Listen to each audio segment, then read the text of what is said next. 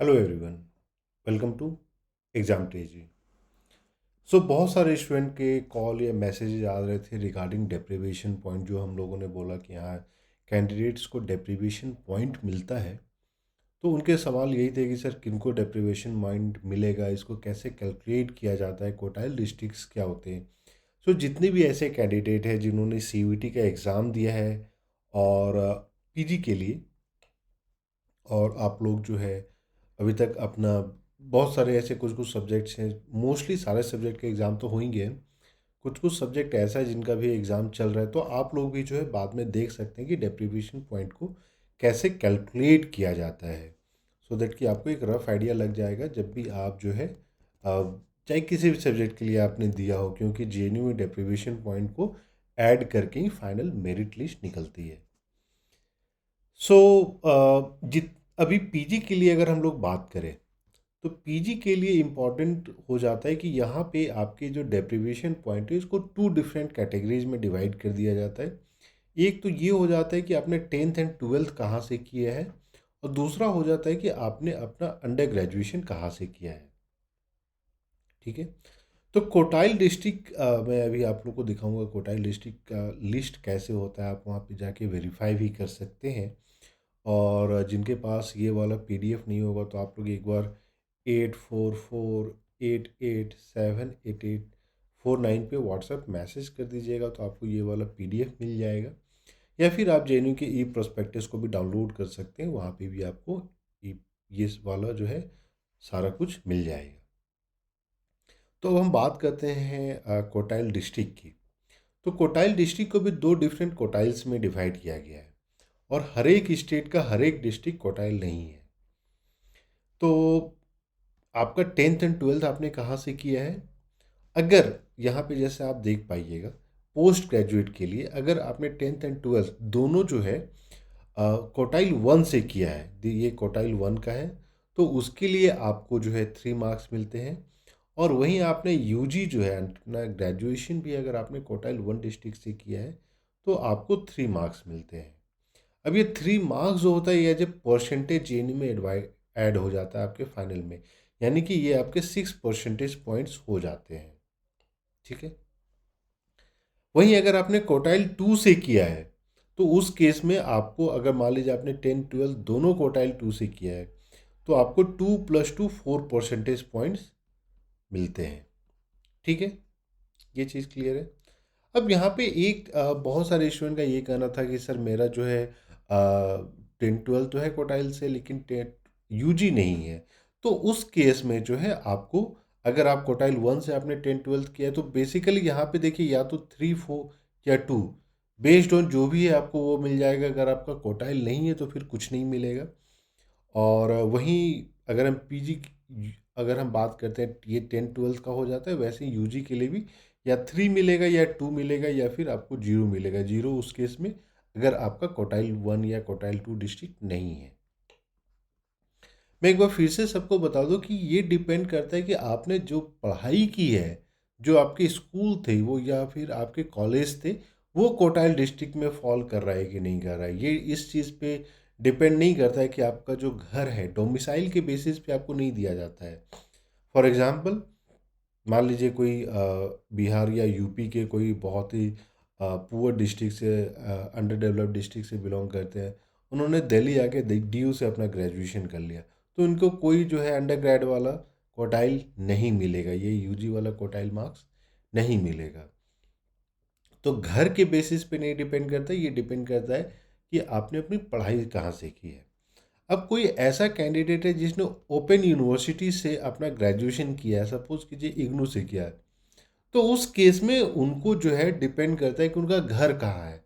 तो open category के case में उनका जो है जो क्वार्टाइल होते हैं वो उनके डोमिसाइल के बेसिस पे कैलकुलेट किए जाते हैं। तो एक थोड़ा सा यहाँ पे चेंजेज है। ठीक है। दूसरा यहाँ पे जो एक चीज़ जो देखने वाली बात है कि जितने भी ऐसे और मैं आपको बता दूं कि जितने फीमेल कैंडिडेट्स होते हैं, फीमेल कैंडिडेट्स, उन सबको जो है 5 परसेंटेज पॉइंट्स मिल जाता है। इरिस्पेक्टिव ऑफ उनका क्वार्टाइल 1 है, क्वार्टाइल 2 है, कुछ भी हो, या विदाउट क्वार्टाइल है, सबको 5 परसेंटेज पॉइंट मिल जाता है। वहीं ऐसे कैंडिडेट हैं जो आपके schedule caste, schedule tribe, OBC या फिर पीडब्ल्यूडी से बिलोंग करते हैं, तो उनको 2% एक्स्ट्रा मिलता है। या फिर कोई ऐसी फीमेल कैंडिडेट है जो या तो Q1 या फिर Q2 से बिलोंग कर रही हो, तो या फिर बिलोंग कर रही हो इन द सेंस कि उन्होंने वहाँ से पढ़ाई की है, तो उनको भी 2% पॉइंट, तो या तो ये मिल जाएगा या ये मिल जाएगा, ऐसा नहीं कि दोनों ऐड होके मिल जाएगा। तो उस केस में यहाँ पे आप क्लियरली देख सकते हैं, या फिर क्वार्टाइल 1-2, तो उस केस में आपको 7 पॉइंट्स मिल जाते हैं। ठीक है।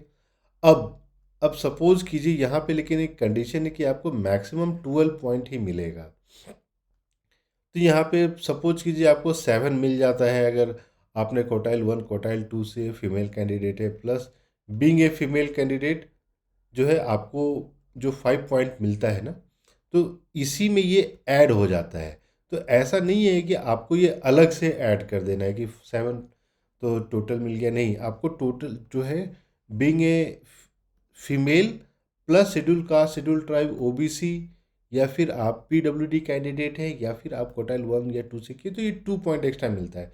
तो टोटल आपको 7 मिल जाता है। प्लस इसमें जो ऐड होता है वो आपके क्वार्टाइल 1 या क्वार्टाइल 2 के मार्क्स ऐड होते हैं, या तो 6 या 4 या 3 या 2 जो भी आपको मिल रहा है, या 5, वो ऐड होके, तो ये सारा जो है आपको मैक्सिमम मैक्सिमम जो हाईएस्ट जा सकते हैं वो 12 ही मिल सकता है। क्योंकि ऐसा भी हो सकता है कि कोई फीमेल कैंडिडेट है, उनको 7 मिल गया, प्लस क्वार्टाइल 1 से उन्होंने 10-12 किया है, और यूजी भी आपने क्वार्टाइल 1 से किया है, तो ये 6, तो 7 + 6 मिला के 13 हो जाता है, लेकिन मैक्सिमम आपको 12% पॉइंट्स ही मिलेंगे। और ये बहुत इंपॉर्टेंट रोल प्ले करता है आपके कट ऑफ को डिसाइड करने में। ठीक है। और जिस कैंडिडेट को नहीं समझ में आ रहा है, तो आप एक बार दोबारा वीडियो को देखिएगा, आपको 100% समझ में आ जाएगा।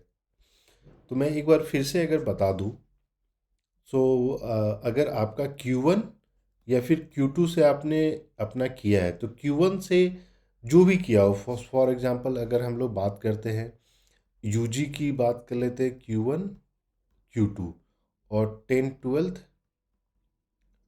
Q1 Q2, तो इस केस में जो है आपको टोटल, इस केस में आपको टोटल की अगर हम बात करते हैं कि कितने परसेंटेज पॉइंट्स मिल जाएंगे, तो दोनों Q1 Q1 हो गया तो 6 हो जाएगा। एक आपने Q1 से किया, दूसरा आपने Q2 से किया है, तो इस केस में 3 + 2 5 हो जाएगा।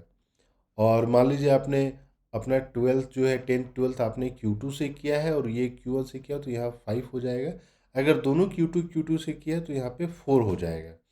और सपोज करते हैं यहाँ पे हम लिख देते हैं नो Q1, आपने अपना जो अंडर ग्रेजुएट है कोटाइल डिस्ट्रिक्ट से नहीं किया है, तो उस केस में 10-12 अगर आपने कोटाइल 1 से किया, तो उस केस में आपको यहाँ पे 3 मार्क्स मिल जाते हैं। Q2 से आपने 10-12 किया है, तो इस केस में आपको 2 मार्क्स मिल जाते हैं। ठीक है। अब सपोज यहाँ पे एक और ऐड कर लेते हैं, नो कोटाइल, ठीक है, अपने स्कूलिंग का। तो इस केस में क्या होगा कि आपने क्योंकि क्वार्टाइल से सिर्फ यूजी किया है, ठीक है, तो इस केस में आपको 3 मार्क्स मिल जाते हैं, इस केस में 2 मार्क्स मिल जाते हैं। और ना 10th भी नहीं किया, 12th भी नहीं किया, और प्लस ना यूजी किया है, तो इस केस में आपको 0 मार्क्स मिलेगा। तो ये पूरा आपका कंप्लीट मैट्रिक्स है जिसको कि आप समझ सकते हैं। ठीक है। दूसरा यहाँ पे आप देखिएगा कि बहुत सारे डिस्ट्रिक्ट्स का जो as per census of India यहाँ पे और हो सकता है कि आपका जब सेंसस 2021 वाला हो जाएगा तो शायद ये चेंज हो जाए, लेकिन 2021 के बेसिस पे अगर हम लोग देखते हैं, तो यहाँ पे आपके हर एक स्टेट का जो भी स्टेट के जो भी कैटेगरीज में डाले गए हैं, वो सब यहाँ पे ऐड कर दिया गया है, क्वार्टाइल 1 क्वार्टाइल 2। तो आप यहाँ पे आराम से देख सकते हैं कि आप कौन से स्टेट में हैं, आप कौन से डिस्ट्रिक्ट से बिलोंग करते हैं, और आपने वहाँ से पढ़ाई की है कि नहीं, ये इम्पॉर्टेंट है। ये नहीं कि आपका घर है वहाँ पे, आपने उस डिस्ट्रिक्ट से पढ़ाई की है कि नहीं, उसी की बेसिस पे मार्क्स यहाँ पे मिलता है। तो बिहार में बहुत सारे शहर हैं जहाँ पे आपको Q1 में इंक्लूड किया गया है। ठीक है, छत्तीसगढ़ है, गुजरात है, हरियाणा है, फिर आपका झारखंड आ जाता है। ठीक है, कर्नाटका आ जाता है, मध्य प्रदेश, महाराष्ट्र, मेघालय, मिजोरम, नागालैंड, उड़ीसा, फिर राजस्थान के हैं सारे डिस्ट्रिक्ट्स, तमिलनाडु, उत्तर प्रदेश, उत्तराखंड, वेस्ट बंगाल। अब यहाँ पे जैसे कुछ कुछ स्टेट्स, आप फॉर एग्जांपल केरला है, ये आपको यहाँ पे नहीं देखने को मिलेगा। या फिर दूसरे अगर हम लोग स्टेट, तो यहाँ पे बस एक चीज़ जो देखने वाली बात है कि जितने भी आपके लिटरेसी हाई वाले स्टेट है, तो उसको इसमें इंक्लूड नहीं किया गया है। प्लस यहाँ पे एक और चीज़ मैं आप लोग को बता दूँ, यहाँ पे आपको जैसे तेलंगाना देखने को नहीं मिलता है, तो इसके लिए आपको वो आंध्र प्रदेश का जो है लिस्ट देखना पड़ेगा। इसके बावजूद अगर आपके पास कोई क्वेश्चन है या फिर आपके पास कोई क्वेरी है, तो आप कॉल या मैसेज कर सकते हैं, या फिर वीडियो के कमेंट में भी कमेंट कर दीजिएगा, and will try to resolve it as soon as possible. So thank you and we wish you all the very best.